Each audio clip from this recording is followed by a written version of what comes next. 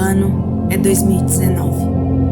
Quando a maior parte do mundo se preparava para comemorar o Ano Novo, o governo da China enviava um comunicado oficial à Organização Mundial da Saúde. A mensagem alertava para um surto de pneumonia de causa desconhecida em Wuhan. Os primeiros casos foram identificados mais cedo naquele mês. Dias mais tarde, cientistas chineses descobriram que a causa da doença era um coronavírus.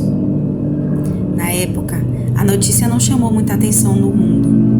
Não havia sequer a certeza de que a doença poderia ser transmissível entre humanos. Em 11 de janeiro, a China registra a primeira morte pela doença. Neste ponto, os olhares do mundo já estão voltados para o país, que decide colocar os 11 milhões de habitantes de Wuhan em uma rigorosa quarentena, a primeira do tipo no mundo.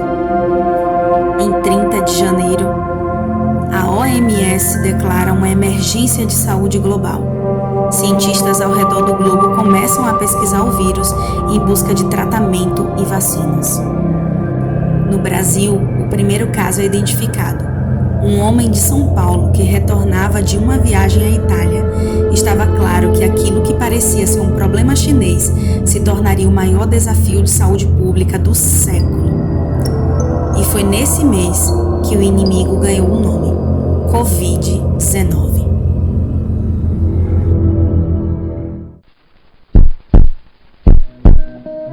Getting high in the sunrise with you. Getting through all the bad times with you. Pandemia de cores. Até quando a nossa saúde mental suportará a pandemia? Com a situação fora de controle, a OMS declara oficialmente a existência de uma pandemia. Daí em diante, medidas de restrição extremas foram tomadas a fim de evitar o autocontágio. Lockdown, isolamento social e fechamento do comércio.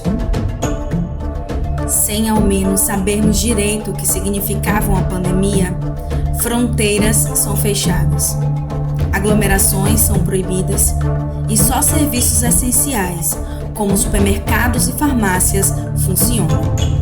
Com o fechamento do comércio, várias pessoas ficaram desempregadas. Uma crise financeira se instaura.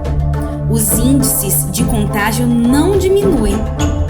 Então, vemos várias mortes inexplicáveis acontecer. Crise no sistema de saúde, crise na política, distanciamento das pessoas que amamos. Claro, acentua-se um quadro de crise emocional generalizada.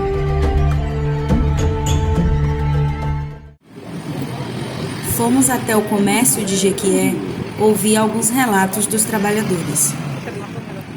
Bom dia, gente. Estou aqui no comércio de Jequié e fazer uma entrevista aqui com o Marcelo, no salão de você, para saber quais foram os impactos causados na pandemia no comércio, né, e na economia em geral. Vamos comigo.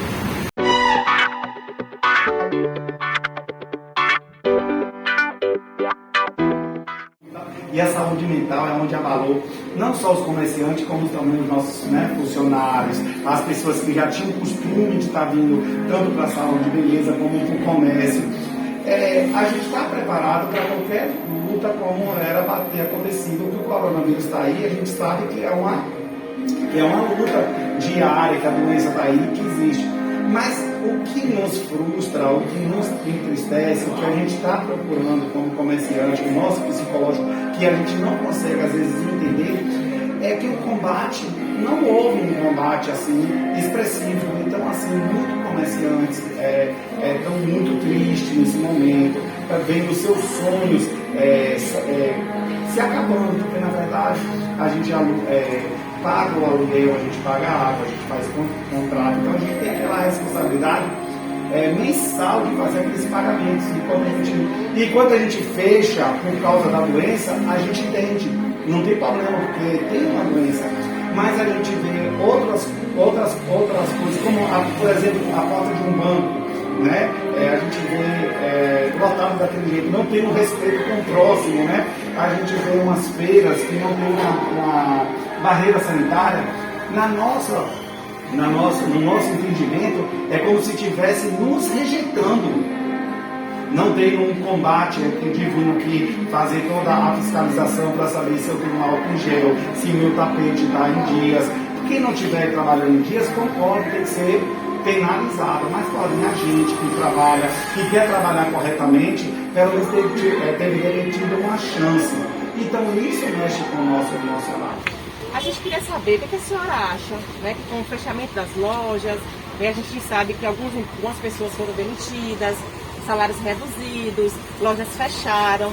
E a gente queria saber da senhora, o que a senhora acha que isso tudo causou, né? O que isso tudo, qual o impacto que isso tudo teve na saúde mental das pessoas, na vida da senhora, no comércio da senhora? Bom dia, Fernanda. Com certeza. Principalmente nós comerciantes do ramo de confecções, calçados, acessórios em geral, onde os produtos são menos essenciais, né? Então foi uma preocupação muito grande para nós comerciantes, principalmente com fornecedores, funcionários e os clientes em geral, né? Que a gente depende deles para as vendas, né? Nosso psicológico também foi atingido, né? Eu mesmo fiquei muito preocupada com meus funcionários. Tivemos que demitir alguns e não foi fácil, né? Muita gente perdeu suas vendas e hoje a gente está vendo aí a situação.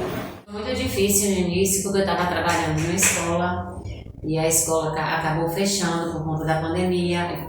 Muitos trabalhadores foram demitidos e aí a gente ficou esse tempo todo dentro de casa sem ter uma renda. E isso foi se agravando, cada dia mais aparecendo diversos tipos de doenças mental, física, e aí eu tive que procurar um médico por conta disso tudo.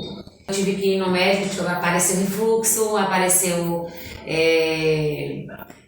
ansiedade muito forte, eu não estava me controlando, eu estava muito ansiosa, e aí eu comecei a ir no médico por conta do refluxo, que estava sem me alimentar direito, e aí o médico me disse que era ansiedade. Eu passo o medicamento, e com esse medicamento eu fui mais melhorando, foi um mês atrás, após o outro, fui melhorando, fui tendo uma melhora maior, e aí veio uma ideia, eu fui me pegando a Deus, porque eu fiquei quase um ano desempregada, e aí orando, pedindo a Deus uma solução para a minha vida. E aí acabei encontrando, acordei com esse sonho que hoje eu botei minha sala de aula, com poucos alunos, seguindo todos os protocolos de higiene. Hoje eu estou vendendo Natura também.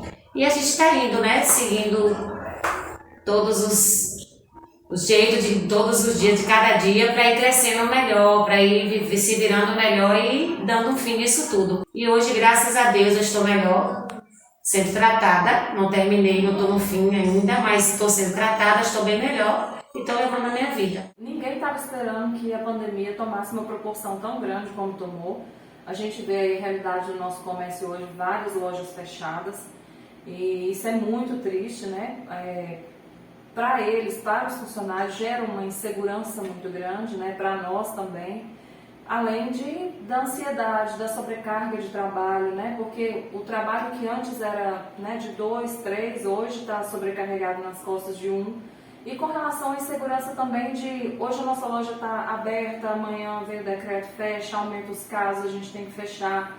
Embora a gente tenha adaptado a loja toda para poder receber os nossos clientes, ser uma exigência, né, o uso do álcool, o uso da máscara dentro do nosso ambiente de trabalho, independente de estar no pátio ou aqui em cima, de qualquer forma não dá para negar que, né, o vírus está aí, o medo está aí, e a preocupação não só por eles, mas pelos familiares também, pelos filhos. E o nosso quadro foi muito reduzido, infelizmente, a gente teve que chegar a esse ponto de reduzir o quadro, então isso acabou gerando um medo neles, ansiedade mesmo, a gente vê que eles estão sobrecarregados, cansados, ansiosos, né? E é isso, teve um impacto muito grande sim, acredito que não só na nossa área comércio, né? Mas acho que em todas as áreas hoje que está enfrentando essa pandemia, seja na linha de frente ou empresas, né, privadas, ou até para quem está em home office também, né, acredito que essa ansiedade, essa privação de estar em contato com o outro também prejudicou bastante.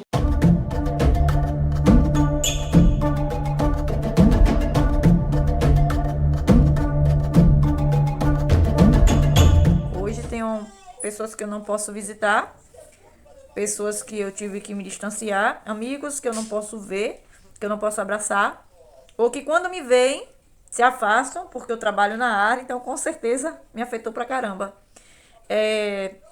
Dia das Mães, fui levar um presente pra minha avó e não consegui abraçá-la, porque um dia antes eu tinha transferido um paciente de Covid, então me afetou profundamente. Perdi parentes, perdi tias, perdi primos, perdi amigos. Tive amigos entubados que voltaram do tubo e que ainda não estão 100%. E, com certeza, nossa vida nunca mais vai ser a mesma coisa. Nós fomos reduzidos a distanciamento social e reprimidos nas nossas emoções mais importantes, que são as afetivas. Tem que ficar sem me comunicar com as pessoas, sem fazer um gesto de carinho, sem receber também nenhum afago. Isso é ruim. O distanciamento social, ele afetou muitas pessoas. A mim, ele afetou, de certa forma, me levando a ficar mais triste, ficar mais isolado, me sentir mesmo muito só. E uma preocupação muito grande. Mas ainda consigo driblar esses sentimentos de tristeza através de leituras, através de filmes, através de algumas diversões nas redes sociais. Nas primeiras semanas, meu filho viajando. Minha filha médica, requisitada pelos hospitais. E teve que sair de casa para não me contaminar.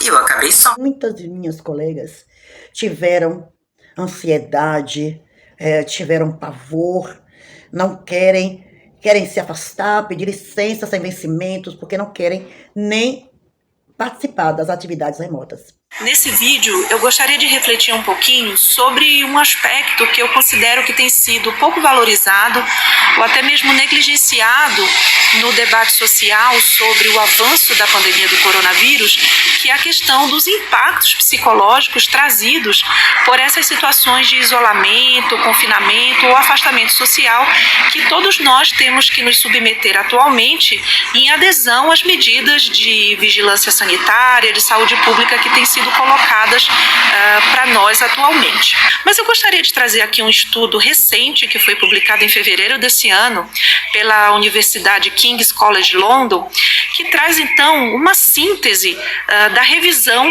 sobre 24 artigos que falavam ou que traziam resultados e discussões relacionadas aos principais impactos emocionais que são trazidos por situações de afastamento social. Esses impactos estavam relacionados principalmente à ocorrência de sintomas de estresse pós-traumático, sintomas também relacionados à ansiedade, a medo e a sentimentos também de raiva e confusão. E alguns disparadores ou alguns eventos estressores estavam mais relacionados à manifestação da ocorrência desses problemas. E esses fatores estavam relacionados principalmente a fenômenos como desinformação ou confusão nas informações, situações também de ausência de liberdade ou ausência da possibilidade do exercício dessa liberdade e ao próprio confinamento ou isolamento em si, que acaba nos retirando das nossas atividades cotidianas e diárias, como o nosso trabalho, os nossos relacionamentos sociais e até atividades de lazer também.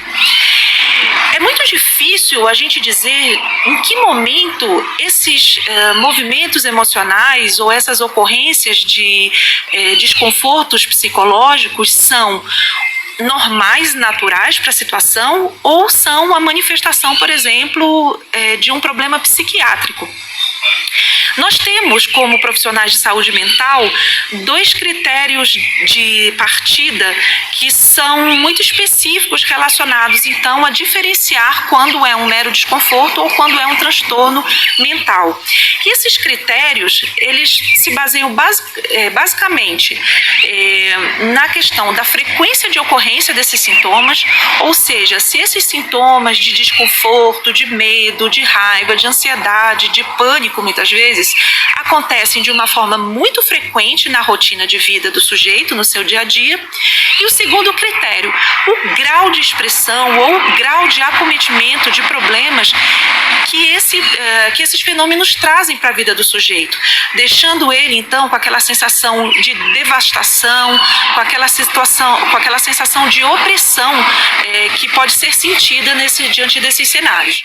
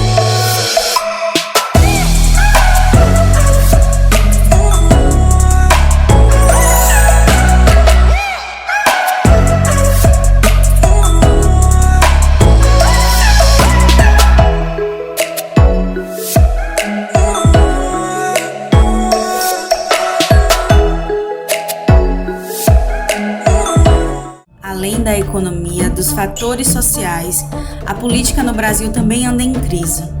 Como não se apavorar? Estamos aqui com Gabriel Ramos, residente na cidade de Jequié, Bahia. Gabriel, com a pandemia fomos afetados em diversos aspectos. E é inegável que vivemos em um cenário de polarização política, né? E isso influenciou em muito a maneira como os brasileiros se posicionam hoje. E nós queremos saber a sua opinião em relação a isso. Você acha o que do cenário atual? Existe no Brasil hoje uma polarização em relação às ideologias políticas, né? Temos a esquerda e a direita. E não vemos uma concordância entre as duas ideologias em prol do Brasil. Então realmente eu não poderia falar apenas do governo federal, mas também eu tenho que falar de todo o governo em si, o federal, o estadual, né? Os políticos em geral, eles estão hoje, atualmente no Brasil, defendendo suas ideologias políticas. Eu também pude perceber que dentro também da medicina entrou a polarização política. Vemos médicos defendendo ideias de esquerda e médicos defendendo ideias de direita, né? Claro que existe também aí um anseio financeiro por detrás, existe também uma influência de marcas, né? Existe uma influência de impérios. Então, no Brasil hoje, poderia ter sido feito muito mais em relação à população brasileira. O que vemos no Brasil hoje é eles gerindo o Brasil em prol deles mesmos, né? Vemos briga de poderes. Então, se eles têm essa autonomia, recurso para trazer solução em prol do benefício das necessidades básicas da população nesse Covid, e está tendo só atrito, está tendo ataques de ambos os lados, isso claramente vai trazer um desgaste no governo, um desgaste da nação, que só que vai sair perdendo somos nós. 8 em cada 10 profissionais de enfermagem apresentaram sintomas da síndrome de burnout durante a pandemia. Por conta da pandemia da Covid-19, as mulheres que vivem em dupla jornada com as tarefas de casa e o home office enfrentam uma sobrecarga nas atividades diárias. Emprego e inflação alta, itens da cesta básica cada vez mais caros. Tá bem difícil para o brasileiro se alimentar durante a pandemia. Lidera os casos de depressão em meio à quarentena, à frente de Irlanda e Estados Unidos. A crise gerada pelo novo coronavírus eliminou o equivalente a 11 milhões de empregos. De 26 mil denúncias de agressões contra crianças e adolescentes foram registradas pelo Disque 100 desde o início de março em todo o país. Casos de violência e de abuso sexual contra crianças e adolescentes aumentaram 26% durante o isolamento social. Durante a pandemia tem refletido no aumento das separações no país. A pandemia do novo coronavírus tem sido manchete na imprensa mundial desde o início de 2020, seja pelos números preocupantes de casos confirmados, pelos números expressivos de casos recuperados ou pelas vidas que se foram e não voltam mais. O fato é que muita gente contraiu o vírus e muita gente se recuperou também. Vamos conhecer agora alguns relatos de pessoas que passaram por essa difícil experiência. Meu nome é Dalila Leal. E eu perdi alguém para o Covid. Na quarta-feira passada fez um mês que eu perdi o meu tio. E meu tio era um cara incrível, daquelas pessoas que eram amados, que é amado por todos, que era um ótimo pai, que era um ótimo irmão, que era um ótimo filho. Minha família está destroçada. Minha avó tem 96 anos e perdeu o filho mais novo. Ela sobrevive todos os dias com a saudade, com a angústia. Porque meu tio não merecia sofrer tudo que sofreu. Meu tio era uma pessoa boa. A casa dele estava sempre aberta para acolher as pessoas. Meu tio não vai ser mais o avô que ele sonhava em ser. O neto dele não vai conhecer o avô. Nós tínhamos certeza que ele iria voltar para casa. Já planejávamos a sua volta, a comemoração, o dia do retorno. Mas esse dia não chegou. Meu tio não é mais um número que entrou na estatística de tantos mortos. Meu tio era o amor da vida de muitas pessoas. E ao mesmo tempo eu sinto uma revolta tão grande. Porque se ele tivesse sido vacinado, talvez isso não tivesse acontecido. Foram 5 dias de medo, angústia, insegurança, incerteza. A gente não sabia o que estava por vir, mas a gente venceu, graças a Deus. Ele voltou para casa, está bem, já voltou ao trabalho, ficou com sequelas leves e a gente só tem a agradecer a Deus por isso. A entrevistada de hoje é a fisioterapeuta doutora Renata Souza. Tem atendido pessoas que relatam esses problemas refletidos por conta da pandemia? Hoje, o público-alvo que eu tenho aqui são muito pacientes pós-Covid, tem pacientes que tiveram algumas alterações em decorrência ao sedentarismo, né? Muito tempo em casa, sentado, deitado, alimentação ruim, então isso vai gerando outras patologias. Muita gente com problemas articulares, dores na coluna, por conta disso mudaram-se os hábitos, né, de vida de todo mundo. Então esse sedentarismo piorou muito a questão de qualidade, do pessoal, atividade da vida diária, que antes era uma coisa normal que se fazia, né? Hoje já está tendo essa dificuldade por conta das dores. Bom dia! Estamos aqui com Mirna, psicóloga do CRAS, Ada também, assistente social do CRAS. E a gente queria fazer uma entrevista com vocês sobre os impactos da pandemia, né, na realidade, né, de vocês aqui, do trabalho de vocês. Pessoas, né, largadas de receber salário, porque foram demitidas, né?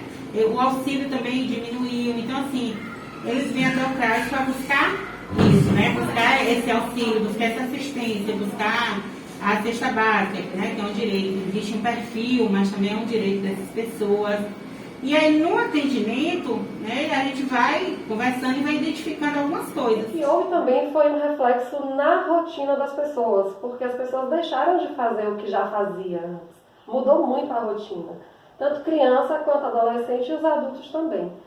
O que houve também foi uma maior proximidade da família, crianças, os pais, o casal em si, e aí houve muitos conflitos a esse nível por conta de muita proximidade e relacionada aí também às diferenças entre os membros familiares, aos defeitos, onde cada um está muito mais tempo entre eles, né? E aí fica muito mais explícito esses defeitos.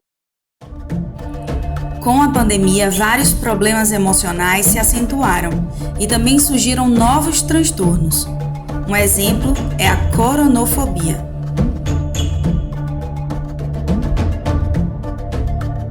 Essa doença se trata da sensação de medo e preocupação constantes durante a pandemia, estado que gera uma grande ansiedade diante da hipótese de contrair o vírus da Covid-19.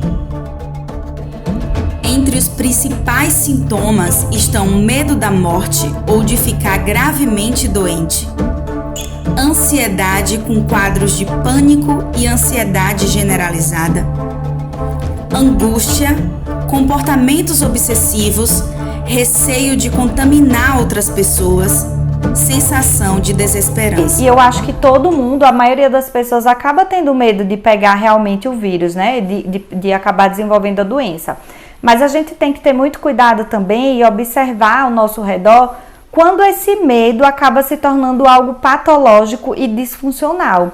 E quando esse indivíduo com um quadro de fobia precisa de auxílio médico mesmo para tratar essa situação psicológica, né, psiquiátrica. A pessoa passa a ter uma preocupação muito exagerada e o seu comportamento passa a ser disfuncional, ou seja, ela passa a sair um pouco, né, daquele ritmo que ela estava, da vida que ela levava e centralizando tudo no coronavírus. O indivíduo que, mesmo que não esteja com a doença, não está com nenhum sinal, nenhum sintoma da Covid-19, ainda assim, checa pulso, checa pressão, checa a saturação de oxigênio, né? Isso a gente tem visto muito durante essa pandemia. Como é uma doença que acaba levando a um comprometimento pulmonar, a gente tem visto o quanto que as pessoas acabaram comprando oxímetro e mesmo sem estar com nenhum sintoma e sem estar com a doença, acabam checando a oximetria de pulso, né? A saturação de oxigênio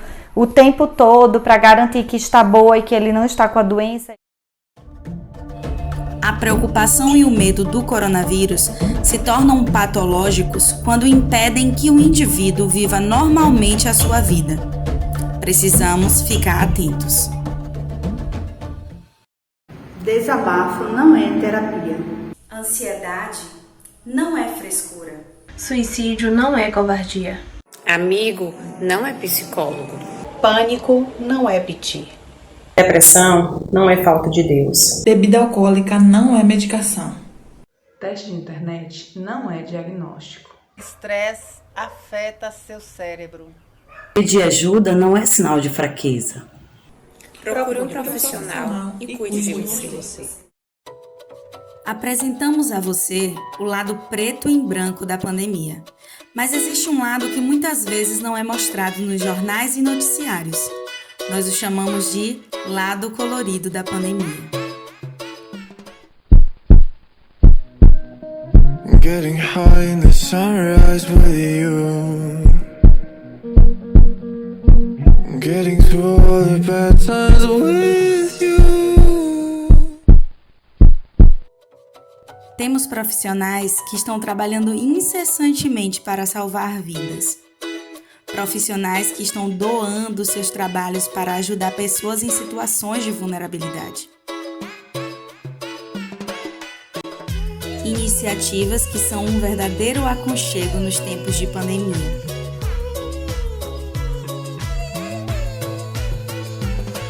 Fisioterapia Sem Fronteiras Covid-19 é um projeto filantrópico sem fins lucrativos de assistência à distância, que foi elaborado por um grupo de fisioterapeutas com o objetivo de promover a saúde e melhorar a qualidade de vida das pessoas. Vemos pessoas que se despertaram para cuidar de si mesmas, mudando suas vidas e encaixando uma rotina mais saudável.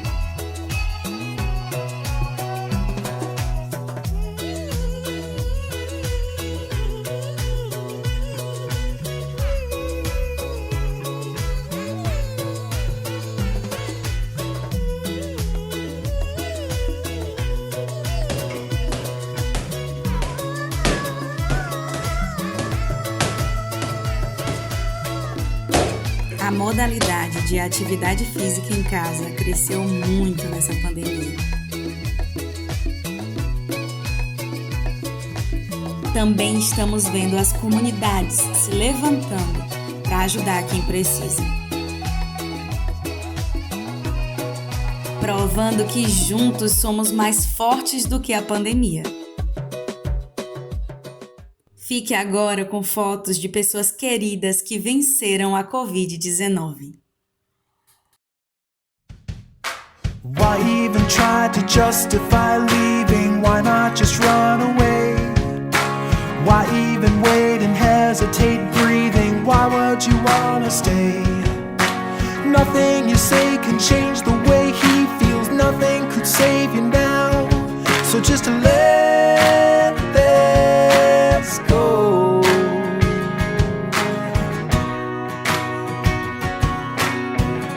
Eu venci o Covid-19. Eu venci o Covid-19.